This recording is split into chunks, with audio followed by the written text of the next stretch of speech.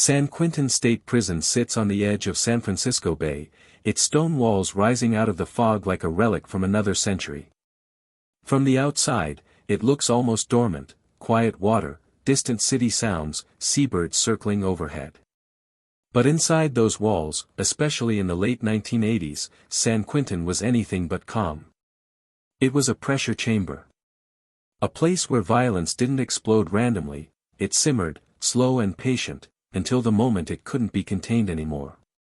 Death row at San Quentin was its own universe. A narrow world defined by concrete, steel, and routine. The men housed there were not serving sentences measured in years, but in finality. Some had been waiting decades. Others had arrived recently, still raw from trial, media attention, and the sudden silence that followed their sentencing. Every movement was watched. Every interaction weighed. Respect, fear, and reputation mattered more here than anywhere else in the prison system. The exercise yard for death row inmates was not a place of freedom. It was a controlled release of pressure. A rectangle of cracked concrete enclosed by towering walls and razor wire, open to the sky but sealed off from the rest of the prison. Guards watched from elevated gun rails. Rifles rested in plain view. Inmates were released in carefully selected groups, based on race, affiliations, and perceived threat levels. One mistake in classification could turn the yard into a battlefield. By 1989, the tension inside this yard had reached an unusual level. It wasn't because of a gang war or a riot. It was because of one man. Richard Ramirez. Even among death row inmates, men convicted of the most extreme crimes imaginable, Ramirez stood apart. His reputation entered the yard before he did.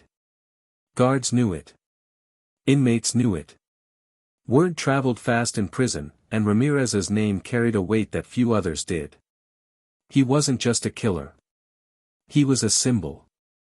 Convicted of a string of brutal murders, sexual assaults, and home invasion crimes that terrorized California in the mid-1980s, Ramirez had been turned into a monster by the media long before he ever stepped foot inside San Quentin. The nickname followed him everywhere: the Night Stalker. Newspapers printed his face endlessly. Courtroom sketches exaggerated his hollow eyes and gaunt smile. Rumors circulated about satanic rituals, symbols carved into walls, and his apparent lack of remorse. Inside prison, those stories didn't fade, they intensified. Ramirez arrived on death row with a target already painted on his back. Not because he was weak, but because of what he represented. Some inmates despised him for the attention he received. Others hated him for his crimes, particularly the sexual violence. In a world where even murderers draw moral lines, certain acts carried consequences that the courts could not enforce, but inmates could. The death row yard amplified everything. There was nowhere to disappear. No work assignments to break up the day. No programs to create distance. The same faces appeared again and again, day after day, circling the yard like satellites locked in orbit. Ramirez did not blend in. Physically, he was lean, almost fragile-looking compared to some of the men around him. His posture was loose, casual, at times unsettlingly relaxed. He often wore dark sunglasses outdoors, even when the fog rolled in thick from the bay. Tattoos marked his body, some prison-made, some acquired earlier, but it was his expression that unsettled people most. A half-smile that never quite reached his eyes. A look that suggested he was watching something no one else could see. Correctional officers noticed the reactions immediately. When Ramirez entered the yard, conversations stopped. Some inmates turned away. Others stared openly, measuring him. A few smiled, not with friendliness, but with anticipation. Guards tightened their grips on radios. Yard time was supposed to be routine, but when Ramirez was present, nothing felt routine anymore. San Quentin officials were not blind to the danger. They understood that housing high-profile inmates together was a calculated risk. But death row logistics were limited. Segregation was used sparingly, often as punishment rather than prevention. And Ramirez, despite his reputation, had not violated yard rules. On paper, he was just another condemned man entitled to exercise time. Unofficially, everyone knew the situation was unstable. There were whispers that Ramirez talked too much. That he made comments about his crimes without shame. That he provoked reactions, intentionally or not. Some inmates claimed he laughed when victims were mentioned. Others said he enjoyed the fear his name caused. Whether those stories were true mattered less than the fact that people believed them. Belief is currency in prison. As days turned into weeks, tension layered itself over the yard like fog. Small incidents went unnoticed by the outside world but mattered deeply inside: a look held too long, a shoulder bumped without apology, a comment muttered just loud enough to be heard. Guards logged nothing.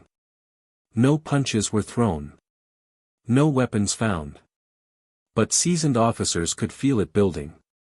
This was how violence always began at San Quentin, not with chaos, but with quiet. The yard itself seemed to absorb the pressure. The concrete was stained from decades of use. Faint chalk markings from past games of handball lingered near the walls. Rust streaks ran down metal fixtures where fog and salt air ate slowly at everything exposed. Overhead, the sky shifted constantly, sunlight breaking through clouds and disappearing again within minutes. Ramirez walked the perimeter often, tracing the same path again and again. Some inmates lifted weights. Others paced. A few sat alone, backs against the wall, conserving energy and emotion. No one truly relaxed. Correctional officers positioned themselves strategically. 2 on the ground. Others above, watching through rifle scopes not aimed at anyone in particular, but ready. The unspoken rule of the yard was simple: if something happened, it would happen fast, and it would be brutal. By late summer of 1989, the question was no longer if violence would erupt, but when. Something had shifted. Inmates who once avoided Ramirez now watched him more closely. Groups formed and dissolved in quiet conversations. The air felt heavier. Even the guards sensed it, an instinct developed only through years of surviving places like this. They adjusted schedules slightly. They limited time by minutes. But the underlying problem remained. Richard Ramirez was walking into the yard each day, carrying the full weight of his infamy with him. And death row, a place already balanced on the edge, was running out of patience. The stage was set. The players were in position. And the yard at San Quentin was about to remind everyone why fear, once unleashed, cannot be controlled. By the time Richard Ramirez had settled into the rhythm of San Quentin's death row exercise yard, the prison had already classified him in every way that mattered on paper. Age. Height.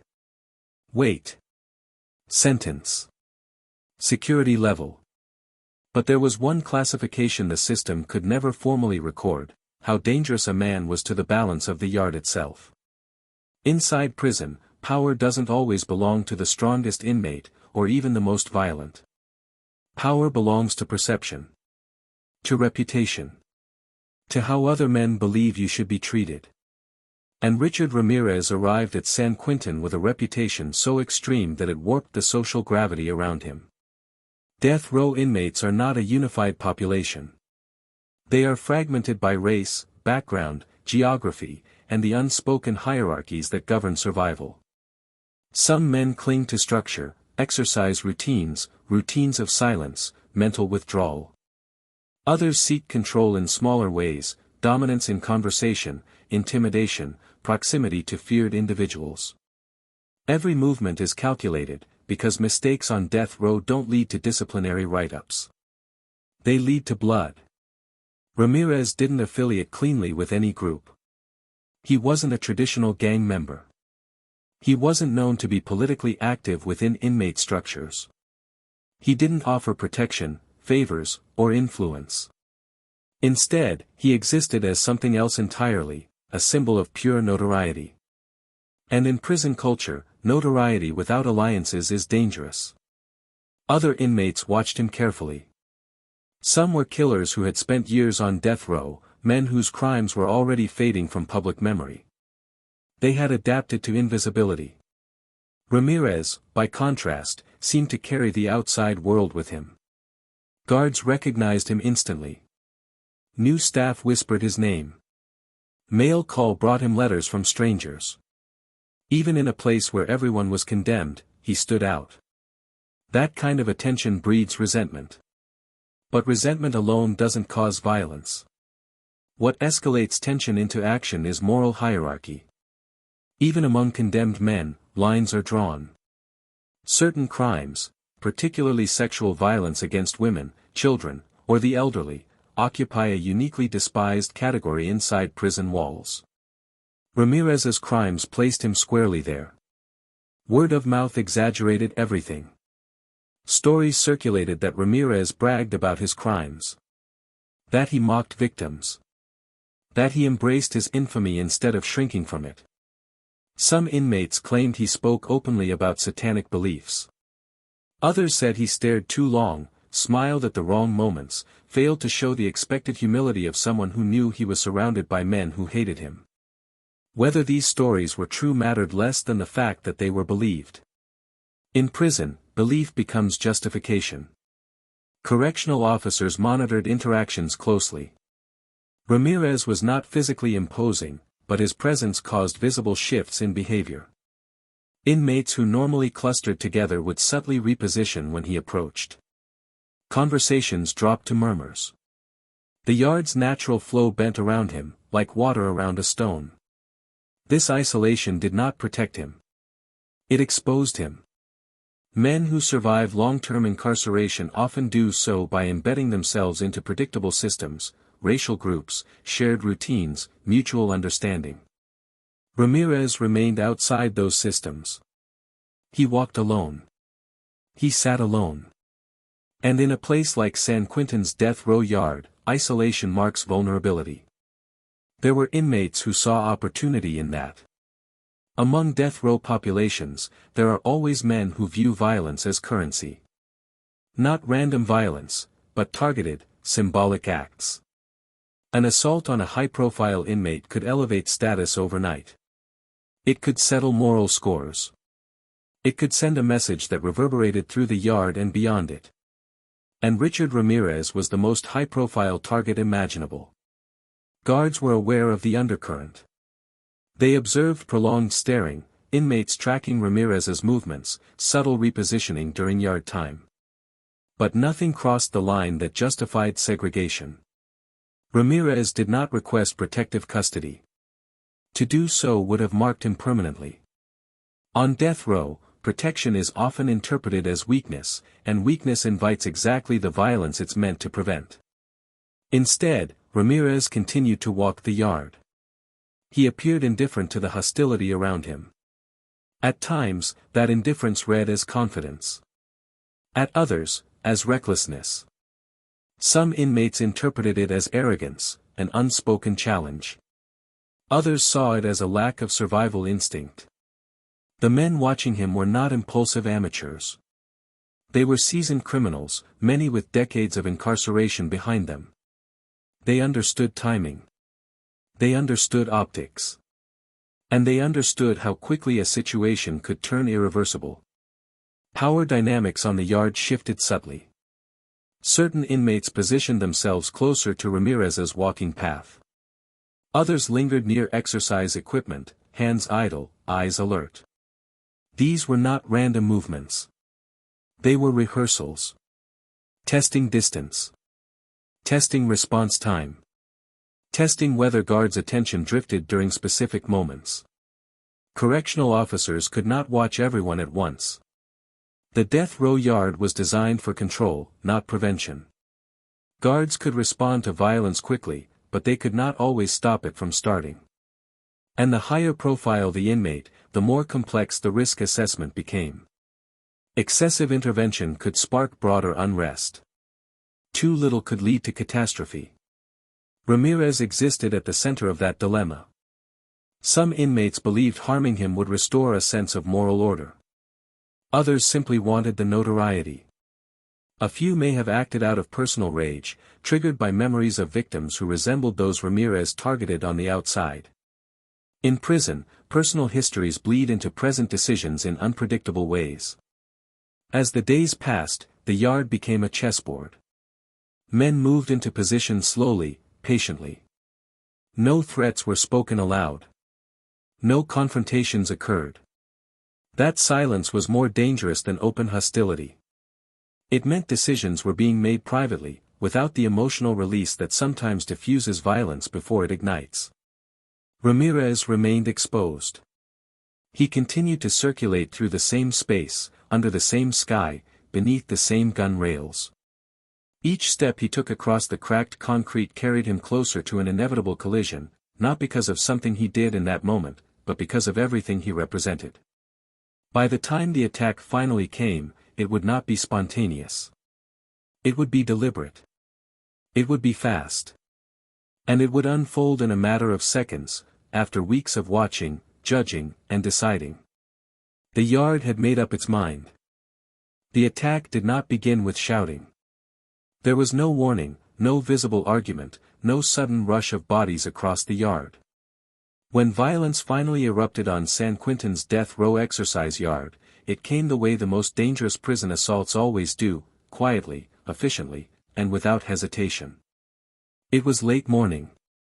The fog had thinned just enough to reveal patches of pale sky above the yard walls. The concrete was dry. Conditions were considered normal. Guards were positioned where they always stood. Inmates were spread across the yard in loose formations that looked casual to anyone unfamiliar with prison behavior. Richard Ramirez was walking alone. He moved at an unhurried pace along the perimeter wall, following the same path he had traced dozens of times before. His posture was relaxed, shoulders loose, head slightly tilted downward beneath dark sunglasses. To an outside observer, he might have appeared calm. But calm in prison does not mean safe. Several inmates were already in position. They had not gathered suddenly. They had drifted into place over minutes, one stopping near the weights, another leaning against the wall, another pacing slowly in the opposite direction. None of them looked directly at Ramirez for more than a second at a time. Prolonged staring would have drawn attention. Instead, they used peripheral vision, reflections in the glass of guard booths, shadows cast on concrete. Timing mattered. The moment chosen was not random. It occurred when yard noise was at its lowest, no clanging weights, no raised voices. The quieter the yard, the longer it would take for guards to recognize that something was wrong. As Ramirez passed between two inmates, the distance closed. One of the men stepped in behind him. Another moved from the side. There was no sprint. No dramatic wind-up. Just a sudden shift in body language, the kind that only trained eyes recognize as the prelude to violence. Then it happened. A metal object, improvised, compact, brutally effective, came down on Ramirez's head with force. The sound was dull, not sharp. Flesh meeting metal. Bone-absorbing impact. Ramirez collapsed forward, his sunglasses skidding across the concrete. The yard froze for a fraction of a second. That pause was critical. In prison assaults, the first blow is rarely the most damaging. It's the moment when everyone decides whether to join in, step back, or intervene. In that instant, several inmates moved away quickly, creating space. Others leaned in. Ramirez tried to rise. He made it halfway to his knees before the second blow landed. This time to the face. Blood appeared immediately, dark against pale concrete. Another strike followed, then another, delivered with precision rather than frenzy. The attacker wasn't swinging wildly. He was aiming to incapacitate. Shouts erupted. Not from Ramirez, but from other inmates, some yelling warnings, others calling out to guards. The noise shattered the brief silence, echoing off the yard walls. Guards snapped to attention, hands moving to radios, eyes scanning for weapons. Yard down. Yard down, came the command. Inmates dropped where they stood or backed away rapidly, hands visible. The attackers did not linger. They stepped back almost immediately, blending into the compliant mass. That, too, was deliberate. The assault was not meant to be prolonged. It was meant to be decisive. Ramirez lay on the ground. He was conscious, but barely. Blood streamed from his head and face, pooling beneath him. His breathing was shallow and irregular. The concrete beneath his cheek was slick. The image burned itself into the memories of those who witnessed it. Guards moved in fast. One officer covered the yard from above, rifle trained downward, finger ready but restrained. Others rushed through the gate, boots pounding concrete. Medical staff were radioed in immediately. The yard was secured within seconds, but the damage had already been done. Ramirez did not resist when guards reached him. He was rolled carefully onto his side, hands cuffed as protocol demanded, even in medical emergencies. Blood soaked into his prison-issued clothing. His face was unrecognizable, swollen, split, marked by deep trauma. One guard later described the injuries as catastrophic. The weapon was recovered quickly. It had been concealed beforehand and discarded immediately after use. That detail confirmed what many already suspected: this was not an impulsive outburst. It was a planned assault carried out by inmates who understood the rhythms of the yard and the limits of guard response. As Ramirez was lifted onto a stretcher, the yard remained eerily silent. Inmates stood facing the walls or knelt where instructed, eyes forward, expressions blank. No one spoke. No one celebrated. This was not chaos, it was resolution. Whatever moral or reputational score had been settled here was now complete. The medical response was urgent. Ramirez was transported out of the yard and rushed to a nearby hospital under heavy guard. Early reports indicated multiple skull fractures, severe facial injuries, and significant blood loss. For a time, it was unclear whether he would survive. Within the prison, rumors exploded instantly. Some inmates believed Ramirez was dead. Others claimed the attack was more brutal than it actually was. Guards shut down speculation quickly, enforcing lockdown procedures across death row. Cells were sealed. Movement stopped. The prison entered containment mode. But the psychological impact had already spread. The assault sent a message far beyond Richard Ramirez himself. It reminded everyone, staff and inmates alike, that even the most notorious killer in America was not untouchable behind bars. Fame offered no protection. Infamy could be a liability. For guards, the incident raised hard questions. Had warning signs been missed? Could segregation have prevented it? Was the yard too permissive? These questions would be asked in reports, meetings, and internal reviews. But no amount of paperwork could undo what had happened in those seconds on the concrete. For inmates, the message was simpler. Death row had enforced its own code. Ramirez survived the attack, but survival did not mean recovery. Physically, he would carry the damage for the rest of his life. Psychologically, the assault marked a turning point. Afterward, he would never again move through prison spaces the same way. The yard returned to silence. Blood was cleaned. The concrete dried. The fog rolled back in. On the surface, San Quentin resumed its routines. But beneath that surface, something fundamental had shifted. The violence was over. The consequences were just beginning. The sirens faded, but the silence that followed was heavier than the noise that came before it. San Quentin State Prison went into immediate lockdown. Death row doors slammed shut one after another, steel echoing down concrete corridors. Yard access was suspended indefinitely. Movement stopped. The prison shifted into containment mode, the system's instinctive response when control has been violently challenged. Inside their cells, inmates replayed what they had seen. Some had witnessed the attack directly. Others heard it through fragments, shouts, orders, the sudden rush of boots. Even those who hadn't been in the yard felt the ripple. Violence at that level never stays localized. It seeps through walls, through tears, through the unspoken understanding that if it could happen to him, it could happen to anyone. Richard Ramirez was alive. That fact alone surprised many. He had been transported under heavy guard to a nearby medical facility, his injuries severe enough to require emergency intervention. Skull fractures.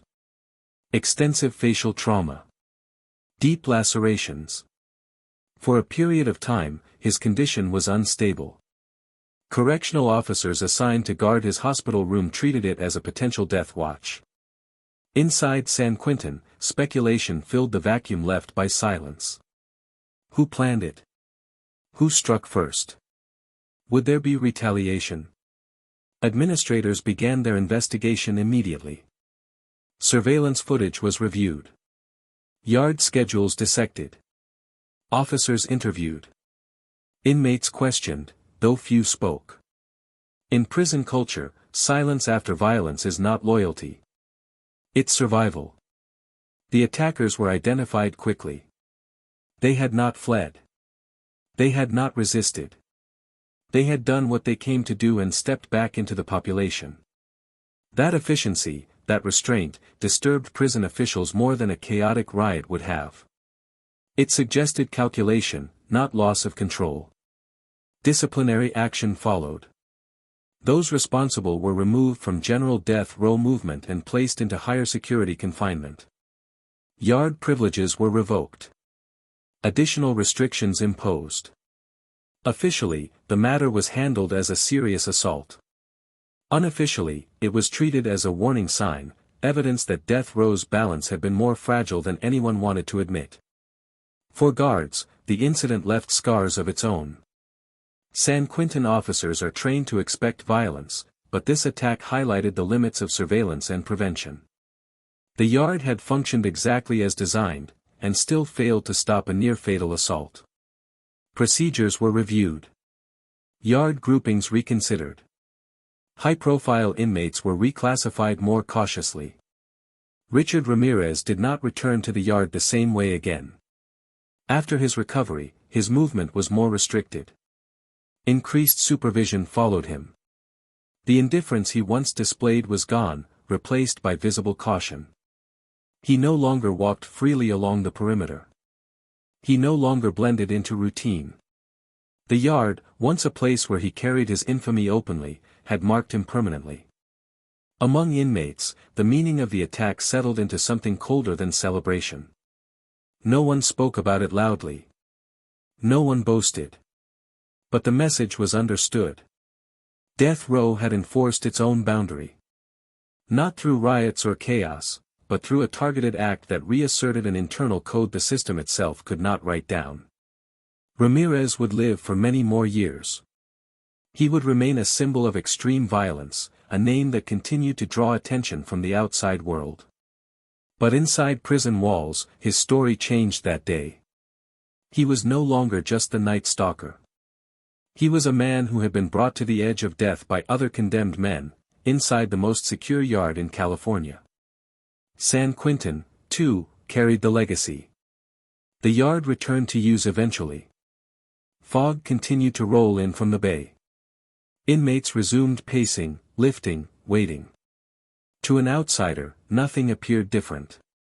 But for those who lived there, the concrete remembered. Places of violence always do. The death row exercise yard did not explode that day. It didn't descend into chaos. It delivered a single, brutal reminder of what power really looks like when the law has already reached its limit. And once delivered, it fell silent again. Because in prison, the most important messages are rarely spoken.